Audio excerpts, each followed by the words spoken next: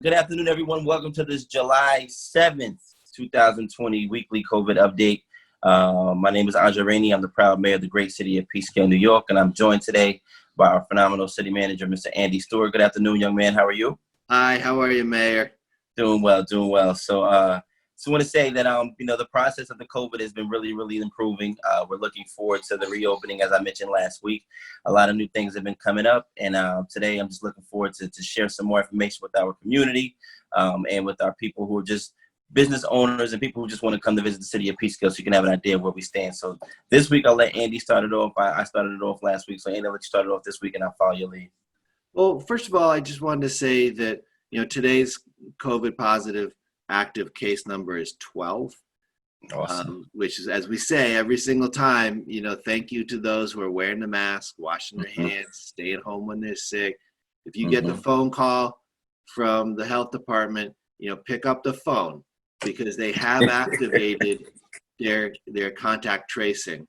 And It's really important. They call people, but if only half the people pick up the phone, when you get that call, it's anonymous, it's confidential, and they'll tell you if you're on a list of people who had close proximity to somebody who tested positive, and they'll provide you with the usual instructions to stay home and stuff like that. So, but the numbers are there. The numbers are there because of the very hard work that New Yorkers have been doing, and there are other states where it's not going as well. So let's hold on to this. Let's do our best to hold on to it. Absolutely, and that's the good thing about that is being that we're staying under the 20s for the last couple of weeks now. I'd say just about we've been pretty keeping it low the last couple of weeks as far as people getting tested. So we've been able to start preparing ourselves for reopening. City Hall is one of those places, especially that people want to know what's going on. Well, fortunately, by appointment, especially City Hall has been open. I was able to perform my first in-person wedding last Saturday. So congratulations to the newlyweds. Which it felt good. Everybody had on their masks.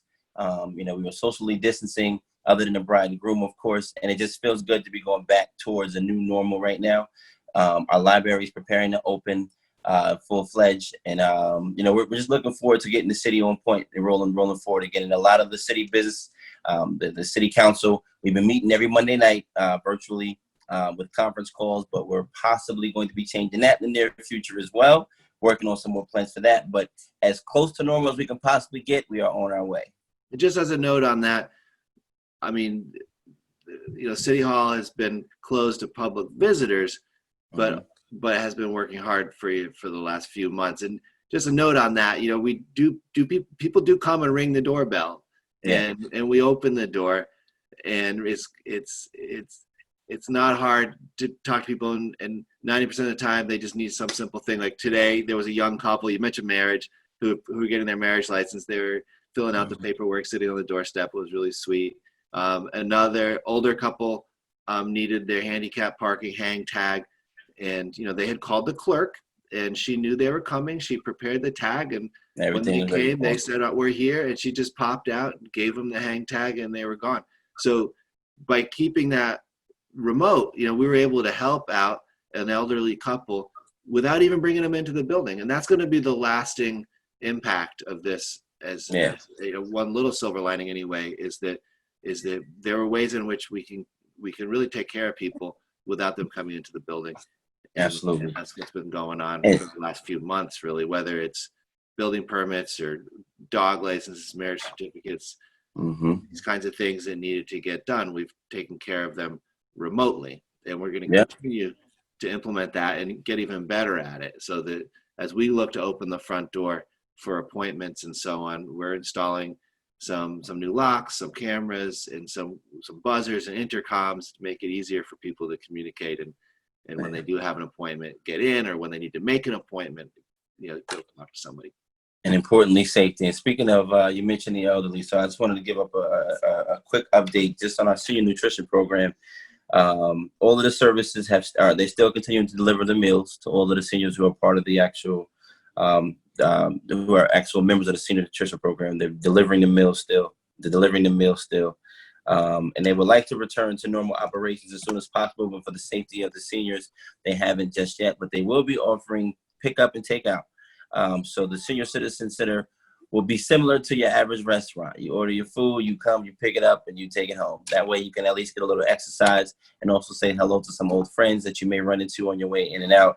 Unfortunately, they will not have inside dining just yet.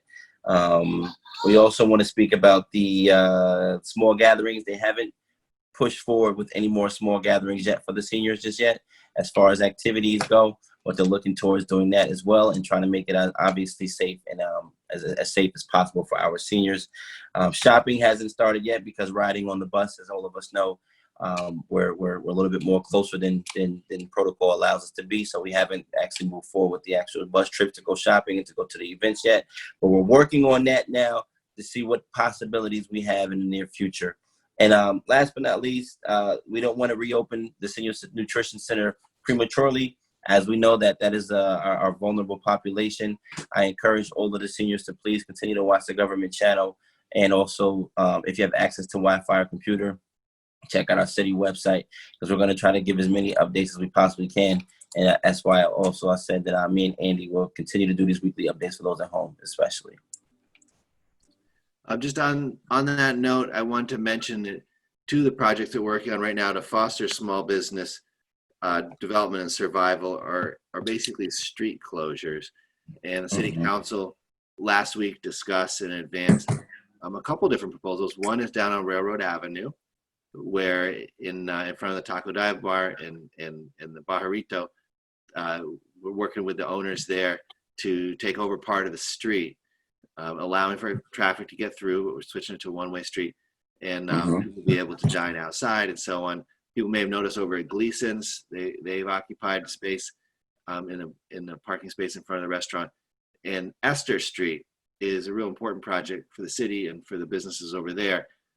So working with those businesses, the coffee house and the Bean Runner and others there, and with the Peekskill Walks group, which has really done wonderful work to develop a concept for closing that street and using it for both business operations and for just a pedestrian plaza with a place to relax.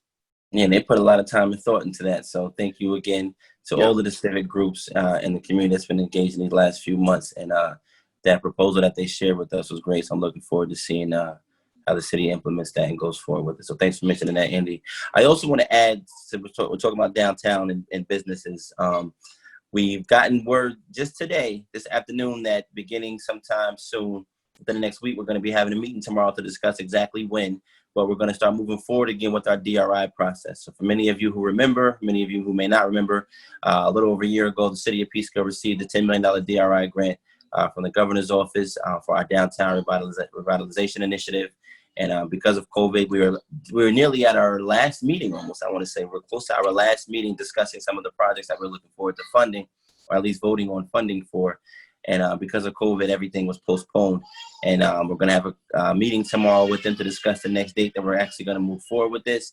And luckily and fortunately, Peekskill, the city of Peekskill, is one of the few cities that has something to look forward to after a pandemic such as crazy as this one. So we'll be moving forward with the DRI process very, very soon. We're going to keep the city of Peekskill. Everyone will be informed. We're going to put everything on the city website as we always have, as well as our city social media page and government channel. Yeah, no, it's important people understand that we meet internally to organize the public meeting. So the public meeting hasn't been scheduled yet for the local planning committee, but that's going to be a really important one, because I believe it'll be its last meeting when they make final selection, where they recommend projects to the state for funding, and the state has the final say. Yeah, state. So there's going to be laughter and tears. There's going to be some projects will make it through, some won't. Some projects won't make it as recommendations to the state, but they'll be included in the city's plan, so that as we find other sources of funding, we can keep good ideas alive and moving forward. But there will be some projects which aren't ready yet for state funding, and for that reason will be kind of promoted in other ways. Exactly.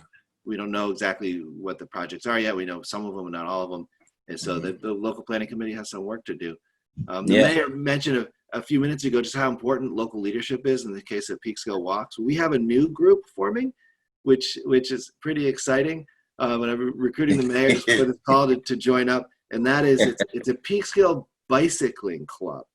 And a young man named Raphael is COVID kind of cut him loose. He pulled that bike out of the garage and started riding and getting friends to go out, and they've been just having a great time exploring both the roads and the trails, up in the park and so on.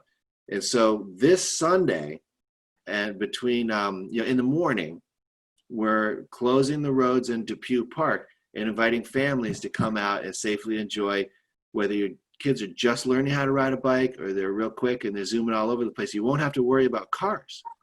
You just come out, park over by the pool, go up, take the road up in front of the park's administration office and enjoy those roads with no cars on them in the morning on Sunday. And Raphael from the new Peekskill Bike Club is going to be there, and I believe Mayor Rainey and his son hopefully are going to come out as well. Yeah, we're gonna try to make it out. We'll just celebrate a little bit. Plans to try to come by. And everybody's got to kind of start wherever they are. So maybe you haven't been on a bike for a couple of years. Maybe you like to ride all the time. Now it's time. Come out and just chat and see for yourself, because there's a lot of opportunities in bicycling, and it's a good COVID-safe recreation. And you see people coming through in their spandex, their Lycra, the fancy long-distance bicyclists. But we want to make sure that the regular folks, people who just need to get out and get some exercise, have a good time, feel comfortable doing that. So join that and help plan those kinds of activities for the. Absolutely, I look forward to being there. I'm gonna try to get this through quick. Thank you for mentioning that. I look forward to attending. Continue to practice social distancing. Continue to wear your mask if you're in public places. I want to say congratulations to the Bridge Fund in Westcott for a successful event last week at the Youth Grove parking lot. They gave out so much assistance to some of the community, our community members who needed assistance, from rent charges to Con Ed support, even to groceries for their homes. The Feeding Westchester has been partnering with the city of Peekskill amongst many other municipalities in Westchester the last few months. So we've given out tons and tons of food over the last few months. But Bridge Fund definitely came in Westcott, collaborating with Peekskill, City of Peekskill this past week, to really give a lot of people who are facing some challenges during this pandemic some real financial assistance. So I thank you. It was a phenomenal event. A lot of people heard about it and they were really upset that they missed it. So again, whenever events like this come up, we'll try our best to promote them, get them out there as best we can. So if people have any suggestions on where they find their information or where you're looking for your information, please don't hesitate to let us know. If there are social media groups that we're not a part of, and that's where you're looking for your information, we can try to find a way to get in those social media groups. Or if you just have an app on your phone and you want to know, whatever it is, whatever we can do to make sure that everybody gets the information, we would try to do. So one thing I wanted to mention was the voting. We heard the cries of the community about the voting challenges we had during this last during the primaries vote right here in the city of Peekskill. So I can assure you that we're going to work a little bit more closely with the Board of Education to make sure that we get something set up and a nice process and plan for the November election. We don't want anyone to be discouraged to vote. Your voice really, really does matter. Your vote absolutely does count. So we're going to work with the Board of Election to get that out the way. Please, please do not be discouraged to vote, whether you believe it's voter suppression or whether you just believe that it was a bad decision or a challenge, whatever the reason it is. Do not let that be a reason that you don't get out and vote. And the last thing I want to say is congratulations to the Peekskill High School for all of their efforts on this graduation. It was a phenomenal event. It was a heartwarming event. They had a parade. They had a drive up. They had pizza giveaways for all of the children. They tried to give the children the best experience they possibly could for the pandemic graduation. So congratulations to Dr. Mauricio, superintendent, and the entire Peekskill City School District. Very good. Thank you very much. All right. Thanks a lot. Enjoy the rest of the evening, Andy, and I'll see you soon. Okay. Take it easy.